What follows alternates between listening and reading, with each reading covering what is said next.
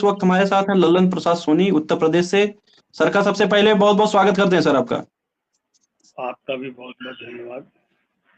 Sir, एक video social media पे काफी तेजी से वायरल हो रहा है जिसमें यादव जी हैं, वो हिंदू धर्म छोड़ने की बात कर रहे हैं। क्या है पूरा मामला, आप हमारे दर्शकों को बताने का काम करें सर।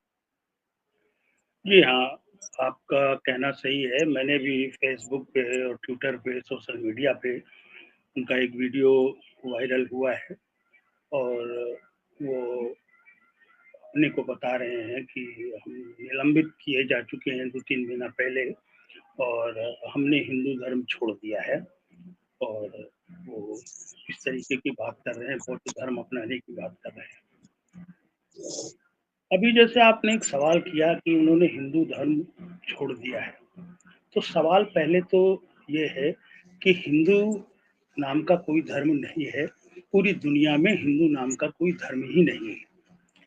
हिंदू शब्द ये अरबी फारसी में मुगलों द्वारा दी गई गाली है, ऐसा स्वामी दयानंद सरस्वती, जो ब्राह्मणों के बहुत बड़े लीडर थे, उन्होंने अपनी पुस्तक सत्यार्थ प्रकाश में लिखा कि हिंदू शब्द मुगलों द्वारा दी गई गाली है। तो आखिर ये हिंदू धर्म आया कहाँ से? अब सवाल उठता है कि पहले हमारे जो ब्राह्मण लोग हैं वो कहते थे वैदिक धर्म, वैदिक धर्म के बाद वर्ण धर्म, फिर आर्य धर्म, उसके बाद ब्राह्मण धर्म, और अब उसी ब्राह्मण धर्म को जो है वो हिंदू धर्म के नाम से प्रचार करते हैं।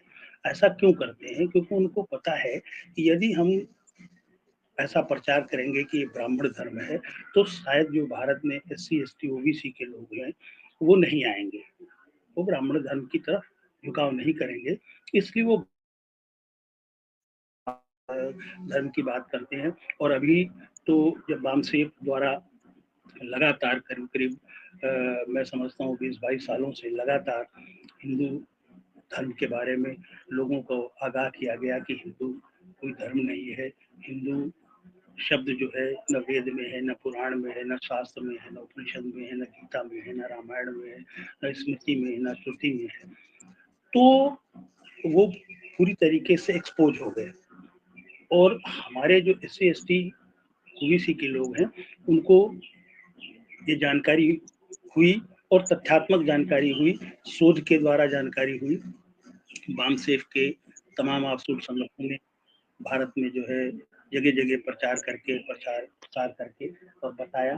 तो अब उन्होंने क्या किया कि उसको कहने लगे सनातन धर्म है। तो सनातन तो बुद्ध का है, ऐसे धर्म सनातन, ये बात स्वयं जो है बुद्धा ने स्वयं कही। एक संगीति में उन्होंने बताया कि ऐसो धम्म सनातन, और जो धम्म है बौद्ध धम्म है वही सनातन है। सनातन क्या है? सनातन का मतलब होता है प्रकृति। प्रकृति जैसे सबको बराबर देखती है, सबको बराबर ट्रीट करती है, कोई छोटा बड़ा, कोई अमीर गरीब नहीं। सूर्य की किरणें सभी को पड़ती है, सभी इंसानों को, किसी भी वर्ग का हो, किसी भी जाति का हो, किसी भी धर्म का हो, इवन पशु पक्षियों को भी, है ना। नदी का पानी सबके लिए है। तो जहाँ समानता है, मतलब जो पहले था वही आज भी है। जो पहले था तो उसको सनातन कहते हैं। तो सनातन शब्द भी इन लोगों ने चुराया। अब जैसे अभी आपने जिक्र किया कि वो एक यादव जी ने छोड़ दिया, ऐसा उन्होंने कहा और उनके साथ भेदभाव किया, तो ये बात पूर्णतः सत्य है। और स्वयं जो है, तो जो धार्मिक ग्रंथ हैं, जिन्हें धार्मिक ग्रंथ कहते हैं, ब्राह्मणों ने लिखे हैं, उसमें भेदभाव का वर्णन है विस्तार से। आप कोई भी ग्रंथ उठा कर देख लो, चाहे रामचरितमानस हो, उसमें सीधा सीधा लिखा हुआ है ना। तो है ना कि और उसके अलावा इनके और भी तमाम जो ग्रंथ है उसमें भेदभाव की बातें। कोई स्मृतियों में तो जो मनुस्मृति है, व्यास स्मृति है, पराशर स्मृति है, अगर आप पढ़ोगे तो उसमें जातियों का भी वर्णन किया गया है और जाति कौन कौन सी जातियों को अछूत बताया गया है, उनके साथ कैसा व्यवहार करना चाहिए, है ना। बहुत सारी उसमें जो है लिखा गया है। हमारे लोग जानकार भी हैं, ऐसा नहीं है कि उनको जानकारी नहीं, वो पढ़ भी रहे हैं।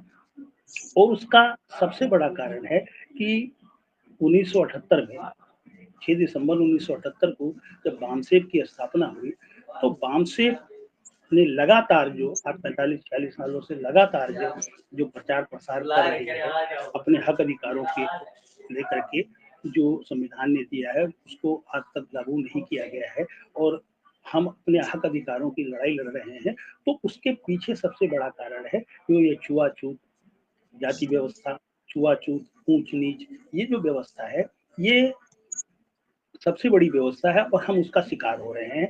आज जो यादव जी जो शिकार हुए हैं, उसी व्यवस्था का शिकार हुए हैं। और ऐसा नहीं है, केवल यादव जी नहीं है, बहुत सारे लोग हैं एससी, एसटी, ओबीसी के जो उसका शिकार हुए हैं, है ना?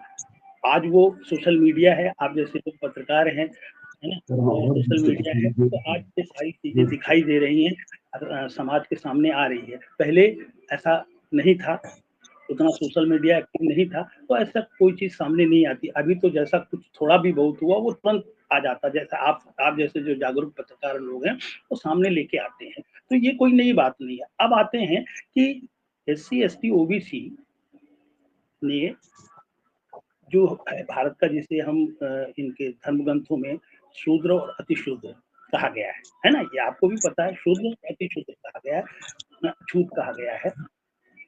और खास करके जो ओबीसी वर्ग है, जिसमें 3743 जातियां हैं, वो जो है वास्तविक शूद्र है और शूद्रों के खिलाफ जो है तमाम पुस्तकें लिखी गई हैं, वो सब साक्ष्य के रूप में है, प्रमाणित हो चुकी हैं। तो जो हमारे लोग थे, जो एससी, एसटी, ओबीसी के लोग थे, वो मूलतः नाग लोग हैं, नागवंशी लोग हैं, है ना? नाग लोग हैं, नागवंशी लोगों ने जब ब्राह्मण धर्म के अत्याचारों से परेशान होकर के, छूआछूत, ऊंच नीच से परेशान होकर के उन्होंने इस्लाम को स्वीकार किया, ईसाई धर्म धर्म को स्वीकार किया, खुद धर्म बनाया, है ना? सिख धर्म बनाया क्षत्रियों ने, एससी, एसटी, ओबीसी के लोगों ने जो है सिख धर्म का निर्माण किया, लिंगायत धर्म का निर्माण किया और कम से कम 100 से ज्यादा जो है वो पंथ, जैसे मतुआ संप्रदाय, है ना? ऐसे बंगाल में बहुत प्रसिद्ध रहा, काफी आंदोलन भी किया। तो इस तरीके का बनाया। इसका मतलब यह है कि जितने भी हमारे एससी, एसटी, ओबीसी के लोग हैं, उन्होंने हमेशा से ब्राह्मण धर्म का विरोध किया और तमाम लड़ाइयाँ लड़ी।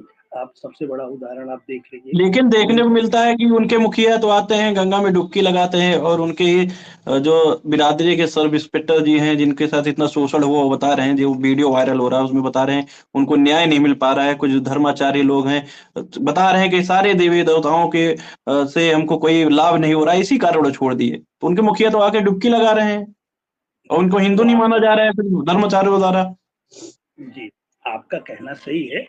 चंद मुट्ठी भर जो वहाँ पर लोग हैं, या मुट्ठी भर लोग जो भारत में हैं, जो इस तरीके के बयानबाजी कर रहे हैं कि किसको हिंदू मानेंगे, किसको मुसलमान मानेंगे, किसको नहीं मानेंगे, उनके कहने से कोई फर्क नहीं पड़ता। हाँ, आपका जो एक सवाल ये है कि उनके मुखिया, दरअसल ये कहीं ना कहीं एक राजनीतिक लाभ के लिए है, राजनीतिक लाभ के लिए ऐसा कर रहे हैं। जबकि जो मुखिया है, जिनका नाम आप नहीं लेना चाहते, मैं भी नहीं लेना चाहता हूँ, जिन्होंने डुबकी लगाई है, उनके साथ जब उन्होंने सत्ता से विमुख हुए, तो गंगा जल से धोया गया और उन्होंने खुद कहा, उनका एक वायरल आप देखो, ट्विटर पे वायरल चल रहा है, उन्होंने खुद कई बार स्वीकार किया है। तो इसलिए है, कभी कभी अंदर से जो है उद्दोलित हो पीड़ा होती जाते है। हैं।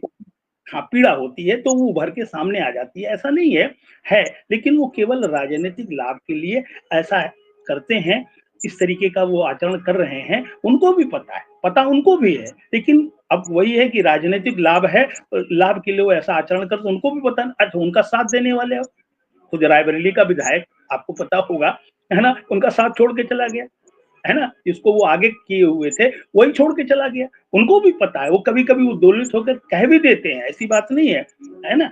समय आएगा जिस दिन उन्होंने पेरियार ललित सिंह यादव, जो हमारे महापुरुष हैं, उस उनको उनको ही सिर्फ पढ़ लिया ना, उस दिन जो है, आज जो दर्द सब इंस्पेक्टर को हो रहा है, वो दर्द उनको भी होगा और फिर वो भी जो है बौद्ध धर्म की ओर आकर्षित होंगे और धम्म को, क्योंकि बौद्ध धर्म कोई आज का नहीं है, ये श्रमण धर्म है, अनंत काल से चला आ रहा है ना। तो वो आएंगे, ऐसा नहीं है, समय लगेगा। हम जैसे ओबीसी के लोग हैं, आप तो हमारे बारे में बहुत अच्छी तरीके से जानते हैं, 37 साल में आरएसएस का समर्थक रहा, प्रचारक रहा, और आज 2010 से मैं बामसेव से जुड़ा हूँ, राष्ट्रीय पिछड़ा वर्ग मोर्चा का सचिव हूँ। तो मुझे तो नस-नस से है। अच्छा, ये है कि अब मैं आपको एक बहुत ही सैद्धांतिक बात बता रहा हूँ, अब सुनिएगा। ये पूरा जो कॉन्सेप्ट है आरएसएस का, वो पूरा कॉन्सेप्ट है 4 पिलर पे टिका हुआ है। ये बातें आपको मैं जो बता रहा हूँ, ये मेरा शोध किया हुआ, मैंने खुद जो है इसको शोध किया है। पहला है संस्कार, दूसरा है, पहला संस्कार, दूसरा पुरस्कार, तीसरा तिरस्कार और चौथा हत्या। तो ये करते क्या है, ये पूरा कंसेप्ट आप आगे देख लो, जो गीता, वेद, पुराण, रामचरितमानस, जितने भी इनके ग्रंथ हैं, वो सब ये चारों स्तंभों पे टिके हुए। ये पहले संस्कारित करते हैं, संस्कार देते हैं कि अगर संस्कार देते, जैसे आपके पूर्व मुख्यमंत्री हमारे अखिलेश जी, अब नाम ले लेता हूँ, तो इनको संस्कारित करते हैं। अगर संस्कार में आ गया तो ठीक है, नहीं संस्कार में आया तो ये पुरस्कार देते हैं, पुरस्कार देते हैं, है ना, समझ गए ना, पुरस्कृत करते हैं। अगर वो पुरस्कृत भी नहीं कर, पुरस्कार को भी स्वीकार नहीं करता है, तो ये तिरस्कार करते हैं। तो इनके जो ग्रंथों में लिखा है, जो घृणा अभियान ये 2000-2500 साल से चला रहे हैं, वो है तिरस्कार। और उसके बाद भी, तिरस्कार करने के बाद भी वो इनके पाले में नहीं आता है, तो उसकी हत्या करा देते हैं। जैसे संत शिरोमणि रविदास जी की हत्या की गई, है ना, याद है आपको, संत तुकाराम जी की हत्या की गई। अरे इन्होंने तो संत चक्रधर, जो स्वयं ब्राह्मण थे, उनकी भी हत्या करा दी। तो ये जो 4 पिलर है, 4 पिलर ऑफ द आरएसएस, संस्कार, पुरस्कार, तिरस्कार और हत्या, आप पूरा उठा के देख लो, आप पूरा कंसेप्ट उठा के देख लो, जो कुछ भी हम लोगों के साथ जास्ती हुई है, इसी के साथ। अगर संस्कार करके पाले में आ गए तो ठीक है, नहीं आए तो भाई पुरस्कार ले लो। जैसे मोहन यादव को बना दिया गया प्रदेश का मुख्यमंत्री, बना दिया गया।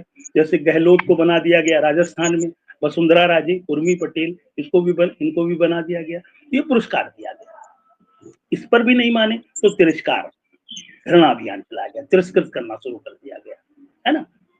और उसके बाद भी अगर नहीं माने तो फिर चौथा है कि हत्या करें, हत्या करा दो। और ये सारे सबूत हैं आपके पास जी। तो सर, आपने महत्वपूर्ण जानकारी दी, इसके लिए बहुत बहुत धन्यवाद।